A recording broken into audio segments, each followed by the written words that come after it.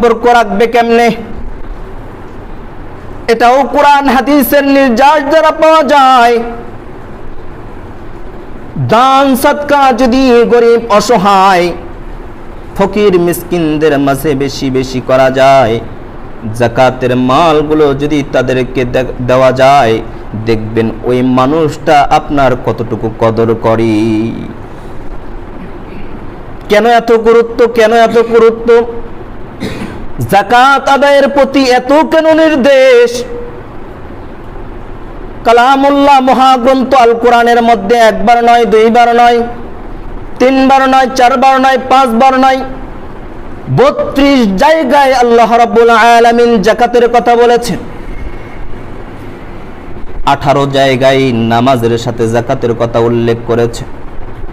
কাজেই বোঝা যায় যাকাত শিথিল কোনো বিধান নয়। যেমনটি আমরা শুনে থাকি নামাজের কথা মহাগ্রন্থ আল কোরআনে 82 বার বলা হয়েছে। কাজেই যাকাতও কম ইবাদত নয়, এটাও কম বড় বিধান নয়, যার কথা একবার নয়, দুইবার নয়, বরং 32 বার কোরআনে উল্লেখ করা হয়েছে। আল্লাহ রাব্বুল আলামিন বলেন, ওয়াকরিদুল্লাহ করদান হাসানা, তোমরা আল্লাহ তাআলাকে উত্তম ঋণ দাও, করজ দাও। ওয়ামা তুকদ্দিমু লিআনফুসিকুম মিন খায়রিন তাজিদুহু ইনদাল্লাহ ওয়া খায়রান ওয়া আযমা আজরা।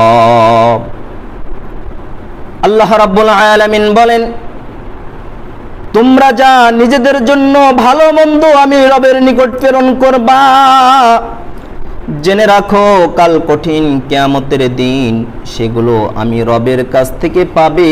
শুধু পাবে না, বরঞ্চ আমি রব এমন যেটা দিয়েছো তার চেয়ে শত গুণে গুণে ভালো জিনিসটা পাবে।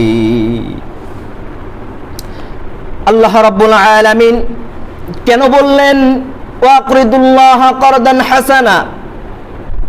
আল্লাহ তাআলাকে ঋণ দেওয়ার কথা কেন বললেন? আল্লাহ কি অভাবী নাকি? আল্লাহ তো অভাবী নন।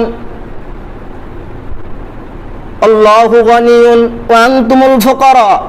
আল্লাহ রাব্বুল আলামিন দুনিয়ার বাদশাহ, গোটা বিশ্ববাসীর বাদশাহ। এই বাদশাহ হয়ে বান্দাদেরকে কেন বলছেন ওয়াকরিদুল্লাহ করদান হাসানা? ও বান্দারা, তোমরা আমি প্রভুকে উত্তম ঋণটা দাও। কারণ এ কথার দ্বারা বোঝা যায় আল্লাহ রাব্বুল আলামিন এই ঋণ দেওয়ার দ্বারা বলেন, এই ঋণটা আমাকে নয়, গরিব দুঃখী অসহায় মিসকিন দুনিয়ার বুকে যারা অসহায়, চলতে পারে না, রোজগারের ব্যবস্থা নেই, একেবারে নিতান্ত গরিব, এদেরকে এই যাকাতের দান সৎকার মালগুলো দিয়ে দাও। এদেরকে দিলেই আমি প্রভুকে দেওয়া হয়ে যাবে। কেমনে হবে? হাদিসের মাধ্যমে জানা যায়। আল্লাহ রাব্বুল আলামিনের নবী জনাবে রাসূলুল্লাহ সাল্লাল্লাহু আলাইহি সাল্লাম বলেন, ইন্নাস সাদাকাত তাকাউ ফি কাফির রহমান ক্বাবলা আন তাকা ফি কাফিল ফাকির।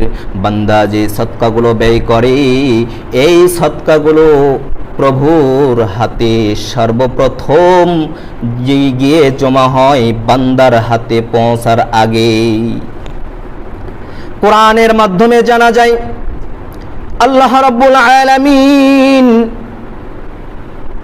এই যাকাতের এত গুরুত্ব দান করেছেন এবং ফজিলত তেমন রেখেছেন।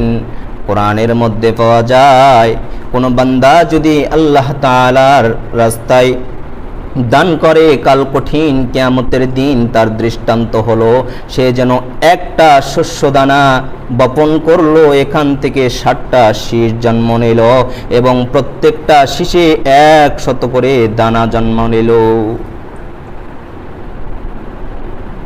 আমি আপনি যদি দুনিয়ার মধ্যে যাকাত না আদায় করি, আল্লাহ রাব্বুল আলামিন বলেন, ওয়াল্লাযীনা ইয়াকনিজুনা আয-যাহাবা ওয়াল ফিদ্দা ওয়ালা ইউনফিকুনাহা ফি সাবিলিল্লাহ ফাবাশশিরহুম বিআযাবিন আলীম। আল্লাহ রাব্বুল আলামিন বলেন, যারা যাকাত না আদায় করে স্বর্ণ রূপা অর্থ সম্পদগুলো জমা করে রাখে, এদেরকে নবী গো আপনি সুসংবাদ দিয়ে দিন, কাল কঠিন কিয়ামতের দিন এদের এমন কষ্ট দেওয়া হবে যেটা মানুষের কল্পনার বাহিরে। ইয়াউমা ইউহমা আলাইহা ফি নারি জাহান্নামা ফাতুকওয়া বিহা জিবাহুহুম ওয়া জুনুবুহুম ওয়া যুহুরুহুম। কাল কঠিন কিয়ামতের দিন আমার আপনার যাকাতের সম্পদগুলোকে জাহান্নামের আগুনের মধ্যে উত্তপ্ত করা হবে। এই সম্পদগুলো উত্তপ্ত করার পর আমার কপালে সেক দেওয়া হবে, পিঠে সেক দেওয়া হবে, পাজরে সেক দেওয়া হবে, আর বলা হবে এই যে তোমরা যারা নিজেদের জন্য যাকাতের সম্পদগুলো রেখে দিয়েছিলে, আজকে এর কষ্ট এর স্বাদগুলো উপভোগ করো। হাদিসের মধ্যে এসেছে বাবা, কাল কঠিন কিয়ামতের দিন বিপদের মুহূর্তে এমনিতেই আমরা শুনে থাকি কবরের মধ্যে এমন বিষধর সাপ বান্দাকে সবল মারবে, একটা সবলের কারণে বান্দা 70 গজ মাটির নিচে চলে যাবে। এটাও তো পাওয়া যায়, ওই সাপ যদি দুনিয়ার বুকে একবার নিঃশ্বাস ফেলে, এত বিষের তেজ, এত প্রক্রিয়া যে দুনিয়ার সমস্ত গাছপালা তরুলতা যেগুলো আমরা দেখছি এগুলো তার বিষের তেজক্রিয়ায় সব কিছু ভস্ম হয়ে যেত। কিয়ামত পর্যন্ত আর কচ্ছিনকালেও দুনিয়ার বুকে গাছপালা তরুলতা জন্ম নিত না। এই জন্য যাকাত থেকে শিথিলতা গ্রহণ করা, যাকাত না দিয়ে টালবাহানা করা, এখান থেকে কোনো মুক্তি নেই। হাদিসের মধ্যে পাওয়া যায় এমন সাপ, যাকাতের মালটা কাল কঠিন কিয়ামতের দিন একটা বিষধর সাপ হয়ে আমার আপনার দু চোয়াল চেপে ধরে সবল মারতে থাকবে আর বলবে আমি তোমার অর্জিত সম্পদ আমি